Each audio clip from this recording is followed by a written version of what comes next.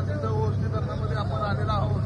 महाराष्ट्र केसरी व महान भारत केसरी सिकंदर शेख तसेच आमचे गुरुवर्य विश्वासदादा हरुगले व युवा नेते सरपंच यशवंत भैया तसेच केशव पवार, महान भारत केसरी योगेश भोपाळे तसेच तुफानी पैलवान एकेकाळचे गोविंद नलवडे आणि आम्ही ओझी जरा बोटीतून फिरत आहे.